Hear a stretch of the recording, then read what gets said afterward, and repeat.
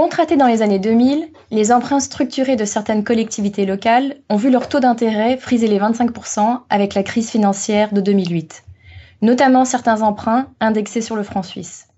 Au total, plus de 1600 collectivités se sont retrouvées face à une dette de près de 18 milliards d'euros.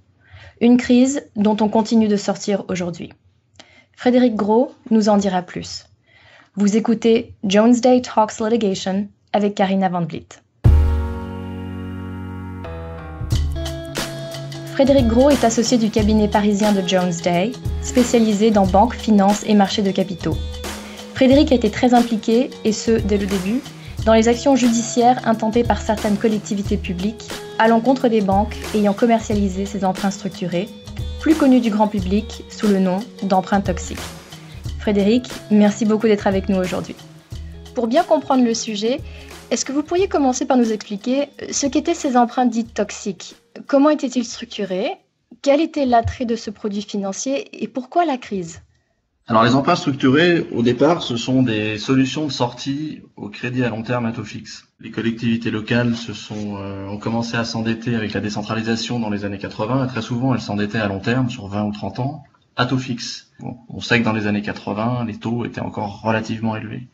Donc, vous avez eu un certain nombre d'initiatives prises par les collectivités locales qui demandaient à leurs banques de mettre en place des crédits leur permettant de sortir de ces crédits à taux fixe, qui n'avaient rien d'évident d'un point de vue financier. Donc, ceci a été mis en place au début des années 2000. On trouve même des réponses ministérielles sur ce sujet. C'est-à-dire vraiment les collectivités locales ont saisi les banques de cette question. Et ça a été le début de la mise en place des crédits structurés.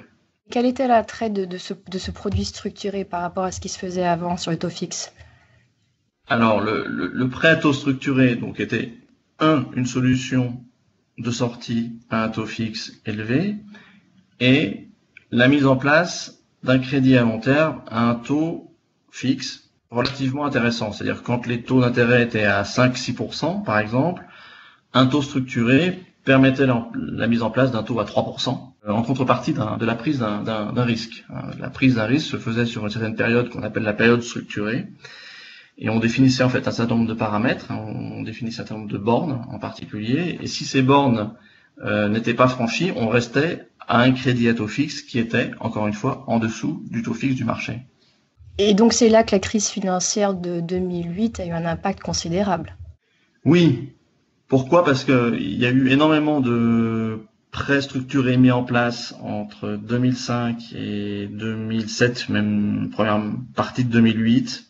Mais à partir de Lehman Brothers et à partir de la deuxième manifestation de la crise financière qui a été la crise des dettes souveraines en 2010 et 2011, les crédits se sont détériorés. C'est-à-dire en fait les bornes, ce qu'on appelle les barrières ont été franchies, la formule structurée a été activée et donc on avait parfois des coefficients qui renchérissaient le coût du crédit. Donc on a eu parfois des taux à 10, 15, 20, 25%. Donc ce qui bien évidemment était élevé pour les collectivités locales et donc elles se sont manifestées de manière négative auprès des banques. Et donc la raison pour laquelle il y a eu un débat public aussi vif en France, c'est parce qu'il s'agissait d'entités publiques qui se sont retrouvées face à une dette à des taux qu'elles n'envisageaient pas. Absolument. Ce type de crédit, à ma connaissance d'ailleurs, n'a été mis en place qu'à l'égard des personnes morales de droit public, donc au sens large, c'est-à-dire en fait les collectivités locales, les hôpitaux, certains offices HLM, certaines régions et bien sûr des villes de taille moyenne ou de grande taille. Et il y a donc une intervention de l'État. Alors l'intervention de l'État, elle est arrivée un petit peu après, c'est-à-dire en fait les premiers contentieux ont commencé en 2011, donc on a eu des assignations notamment qui ont été lancées par le Conseil général de Seine-Saint-Denis. Et l'État est intervenu par deux moyens. Il y a eu mise en place d'un fonds de soutien aux collectivités locales qui permettait en fait aux collectivités locales de bénéficier en fait d'une aide de ce fonds de soutien pour permettre de payer les indemnités de remboursement anticipé. Indemnités de remboursement anticipé qu'on appelle souvent les IRA, qui étaient également d'un montant relativement élevé. Donc ce fonds de soutien a été mis en place pour aider en fait les collectivités locales à prendre en charge un certain pourcentage de cette indemnité de remboursement anticipé. L'autre intervention a été la loi de validation des TEG. C'est en fait pour stopper les procédures judiciaires qui se sont déclenchées. Le Conseil général de Seine-Saint-Denis avait obtenu une première décision favorable en première instance. L'État est intervenu en validant les taux effectifs globaux, les TEG, donc de ces prêts. Le TEG, c'est une information en fait qui est due par la banque à son emprunteur sur le taux, tout frais compris, qui est facturé par la banque. Et pour éviter d'avoir des actions en contestation de ces taux effectifs globaux, le Parlement a pris une loi de validation de ces TEG. Et vous avez été impliqué dès le début dans ces procédures judiciaires. Oui, alors effectivement, mon cabinet et moi-même avons été sollicités dès les premières assignations. J'avais quelques clients que je suivais lors de la phase des précontentieux, et puis ces précontentieux se sont transformés en véritables contentieux à partir de 2011, et donc mon cabinet a connu des premières assignations. On a eu à gérer un nombre très important de contentieux. Et au niveau des contentieux qui n'ont pas été résolus et dont on est en train de parler aujourd'hui, il s'agit de combien de municipalités? Alors, on recense à peu près une quinzaine de personnes morales de droit public qui n'ont pas voulu bénéficier du fonds de soutien. Donc, quand elles décidaient de ne pas bénéficier de l'aide du fonds de soutien, ça veut dire qu'elles décidaient de poursuivre le contentieux jusqu'à son terme. C'était le cas de la file donc de Saint-Leu-la-Forêt, qui a refusé le bénéfice du fonds de soutien, qui est allé jusqu'au bout et qui a perdu devant la Cour d'appel de Versailles en septembre 2016 et tout récemment devant la Cour de cassation qui a rejeté son pourvoi contre la décision de la Cour d'appel de Versailles. Et cette décision de la Cour de cassation qui date de mars, elle est très importante. Alors, techniquement, c'est un rejet du pourvoi en cassation, et c'est un rejet qui est motivé. C'est-à-dire, en fait, la Cour de cassation explique pourquoi elle rejette cette action en contestation de la décision de la Cour d'appel de Versailles. C'est un arrêt important parce que il a précisé certains aspects qui avaient fait l'objet de peu de définitions par la jurisprudence, notamment en regard de ce qu'on appelle l'opération spéculative. En fait, la spéculation, c'est quelque chose qu'on croit comprendre conceptuellement, mais qui n'est pas véritablement défini ni par la loi, ni par la jurisprudence. Et en fait, cet arrêt donne un peu une définition de ce qu'est ou de ce que n'est pas l'opération spéculative. Là, en l'occurrence, la Cour de cassation a considéré qu'un refinancement d'un crédit précédent n'est que destiné à refinancer des dépenses d'investissement et donc ne peut pas constituer en soi une opération spéculative. Et la Cour de cassation a également précisé que l'exposition à un risque illimité ne constitue pas non plus une opération spéculative, ce qui est tout à fait important pour le droit bancaire et financier de manière générale. Quel était le fondement de l'argumentation juridique d'une part des municipalités et d'autre part des banques qui étaient défenderesses dans ces actions judiciaires?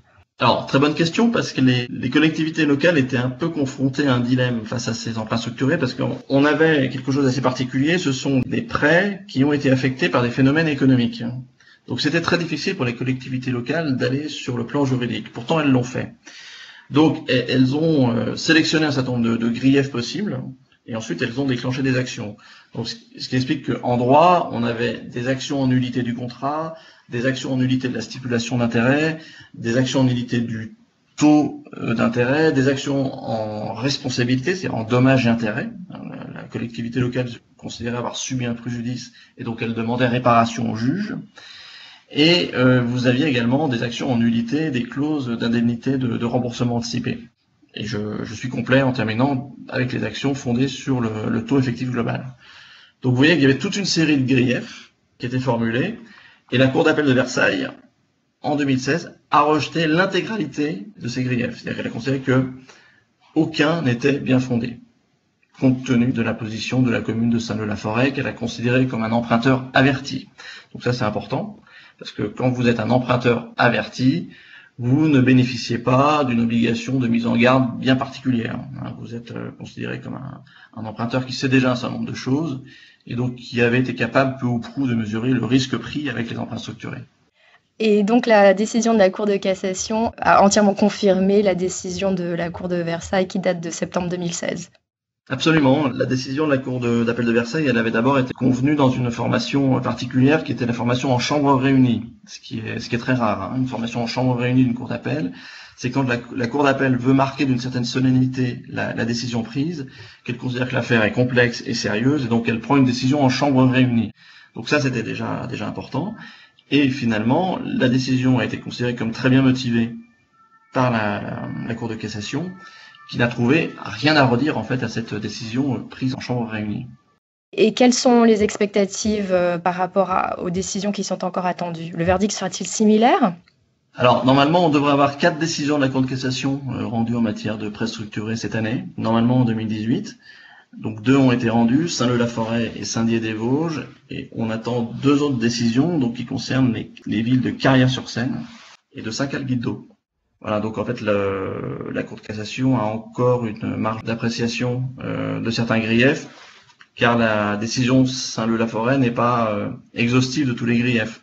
En fait, on n'avait pas à chaque fois les mêmes contradicteurs en face de nous dans les dossiers, donc les griefs ne sont pas tous identiques d'une commune à l'autre. Je pense que la décision Saint-Leu donne quand même un aperçu des décisions à venir, mais il y a encore quelques aspects qui n'ont pas été encore tranchés par la Cour de cassation. Donc il faut attendre la fin de l'année 2018. Et est-ce qu'il y a d'autres éléments par rapport à ces emprunts toxiques sur lesquels vous voudriez attirer l'attention de nos auditeurs et notamment des clients de Jones Day?